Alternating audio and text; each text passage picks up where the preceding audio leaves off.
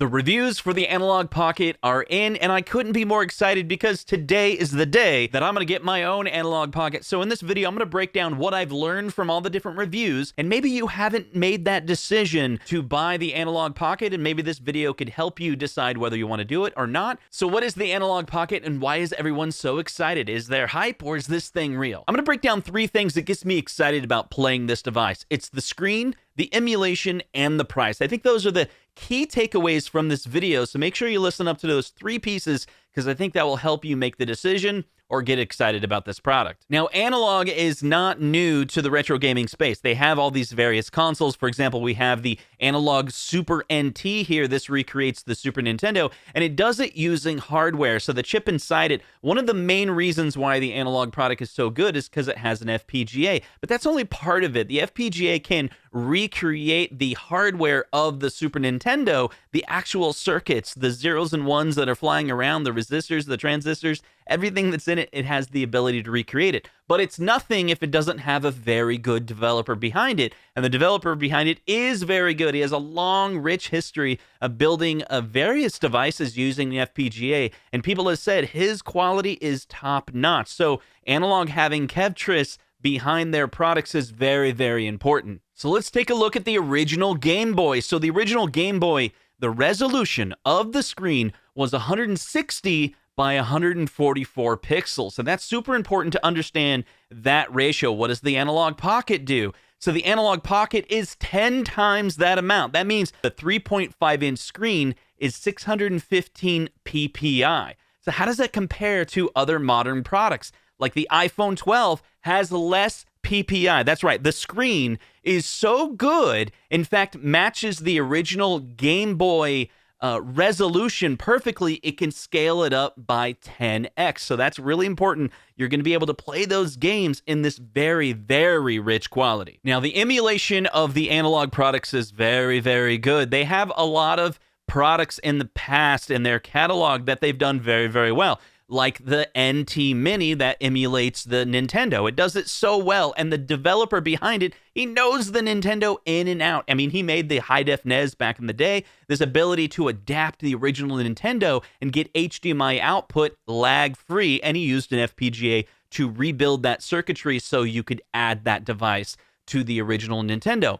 But then he came out with the Super NT that we see here, and this is emulating the Super Nintendo. And I love this story, how he black box reverse engineered the Super Nintendo circuit by circuit, bit by bit, and it was all done. He could put a cartridge in it, and it would play the Super Nintendos. And, you know, he came up with different firmware updates so that he could get that reference quality, high quality, better and better each time. So the emulation is super important, both from an FPGA point of view, that it's using the circuits, it can recreate those circuits in hardware, but also the developer behind it has rich knowledge in these generational products. Now, the price is super important, right? But I think $219 is a steal for this product. Now, that's only going to get you the actual Pocket itself. It does have other accessories like a dock to be able to play it on your television, which other people have reviewed that the firmware update for the dock is not quite there yet. Like, there's a little bit of lag when you actually dock it and play it against the system. There's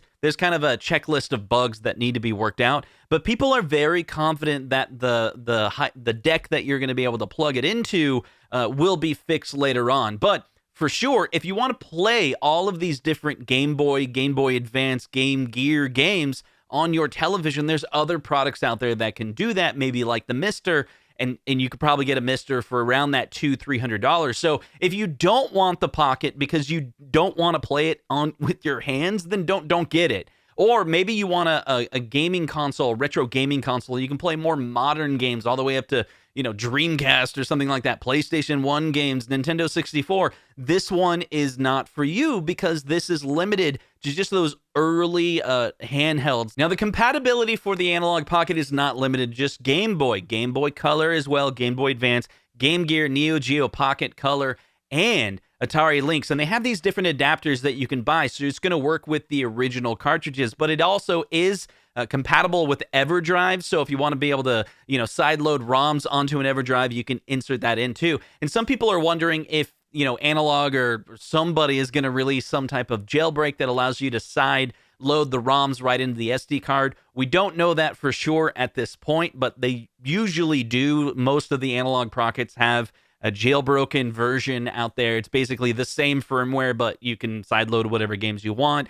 There is some incompatibility when you sideload games onto Analogue Pockets, because keep in mind, it's got that FPGA has to simulate both the gaming console and the cartridge. And the cartridge is not as simple as many people think. It's not just data. There's other, mappers inside there for memory management, and all those different chips have to be reverse engineered as well. So compatibility on the EverDrives even vary, right, for these different products. So, and it's because of, you have to emulate that cartridge itself. And they have to do it in hardware because that's how they're doing it. They're doing all this emulation at the circuit level or schematic level.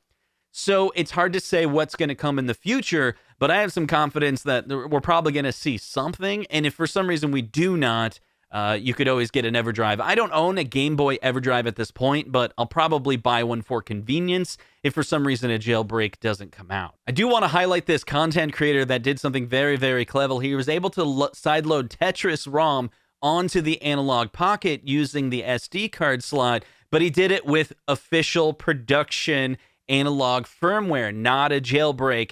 He's actually, circumventing some of the securities that are out there by manipulating the ROM. I think what he's doing is tricking the Analogue Pocket into thinking that Tetris is not an official ROM, but one that was developed for third party, which the system does allow you to play games that you yourself have developed.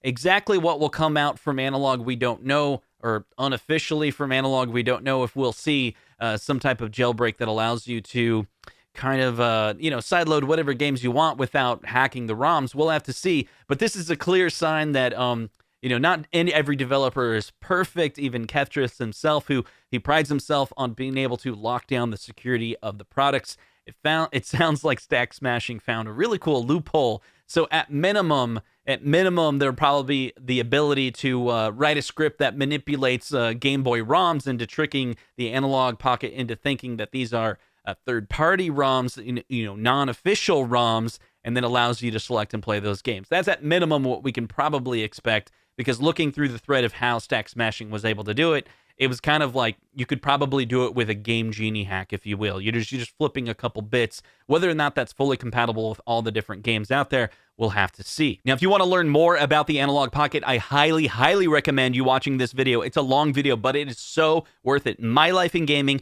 break it down. They do a great job. There was a lot of great reviews out there. But if you want all the details, if you want to know everything you possibly can about the Analogue Pocket, they have it covered with a video that's 54 minutes long, super high quality. They break down all the features, and if you haven't ordered yours yet, you got to check it out and see if it's available, because they probably won't last. Supposedly with these new pre-orders, they made plenty available because they wanted to make a lot of them available, which is very rare for Analogue to do. They usually only make enough to manage like those pre-orders for like an hour or so. And I've been checking it. They're still available, actually. It's super exciting. So if you want to get your hand on the Analogue Pocket, you want to learn more about it, go check out this video from My Life in Gaming, and we'll see you guys in the next video.